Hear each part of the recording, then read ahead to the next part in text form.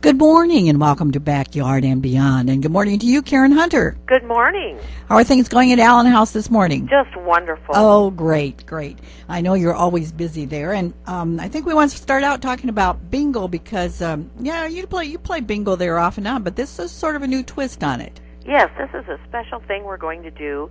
We want to do a community bingo where we open it to the community. Everybody's welcome to come. And if it's successful, then we're going to do it again in the future. Okay. And the first one is happening this Sunday, correct? This Sunday at 2 o'clock.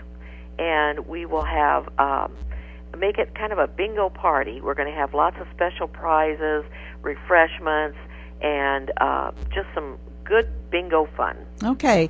And so, folks, don't be afraid to stop in at Allen House. As Karen says, this is open to the public.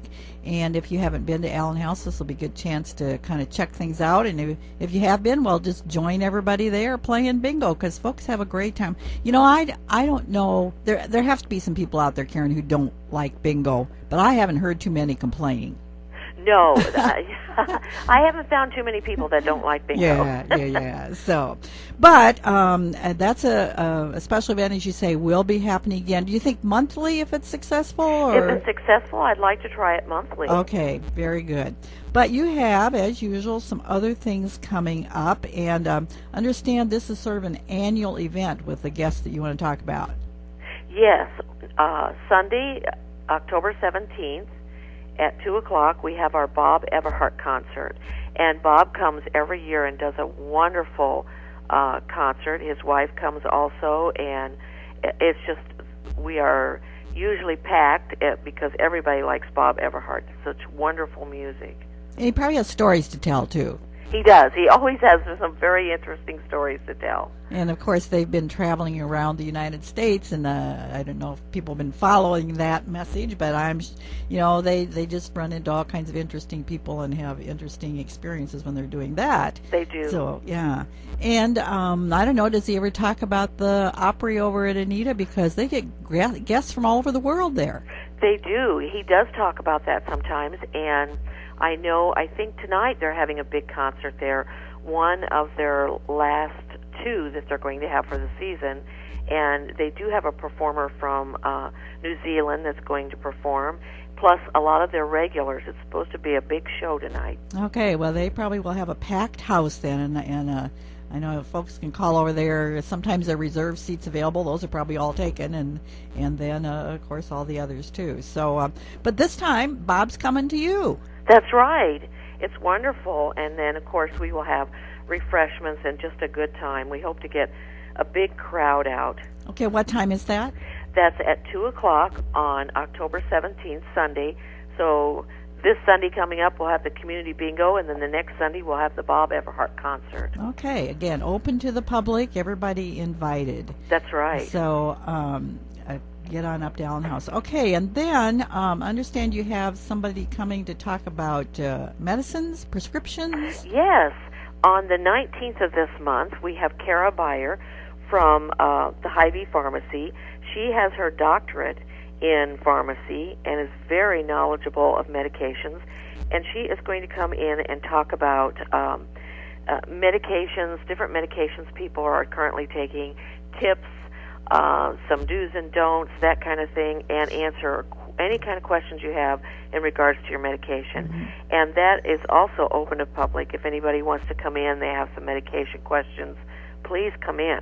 Kara is going to be a wonderful resource. Okay, and that is scheduled for? That is October the 19th, Tuesday, at 3:15. Okay, a little different time there, 3:15.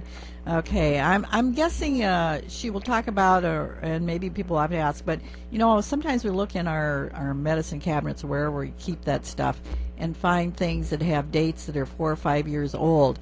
That's a little scary, but I'm thinking some people think, well, I can't throw that away because I pay good money for that. That's right.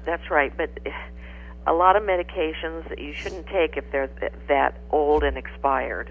So those would be good questions to ask her. Mm-hmm. Okay, and how to get rid of them. That's the other thing that, That's right. Not just throw them any old place. No. How to get rid of them is important, too. So, you need to think about the questions you'd like to have answered and be ready with those questions. One of the questions I have, Karen, I know you do a good job there trying to keep people healthy in terms you schedule some walks and some various kinds of exercises. But what if somebody needs therapy for a specific reason? Well, they can receive that right here at Allen House. The doctor would order the physical therapy or occupational therapy, and then they could receive that either through Cass County and the therapist would come here, or the Atlantic Nursing and Rehab and the therapist comes here, so they don't even have to go out of the building to receive that therapy. Okay, so it's doctor ordered, but then the follow-up is right there at Allen House. Correct. Yeah. Well, that's good to know, because I think some people are concerned that, those are the kind of services that you can't get at Allen House. That's right. Yeah. That's right.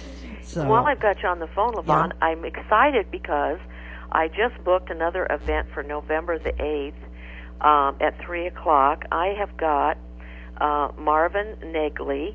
He is from the Glenn Miller Museum, and he is going to come in and talk about Glenn Miller, American Musical Patriot.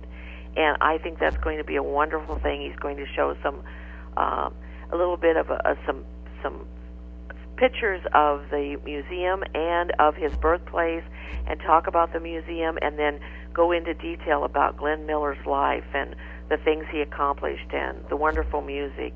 And I think that's going to be an excellent program.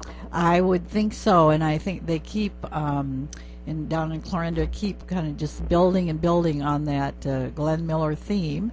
And I don't know, have you ever been down to the festival when they hold that? I haven't. Every year I want to go and something comes up. Well, I was there once for I guess it was I would call it a play, but included all the Glenn Miller music and so on.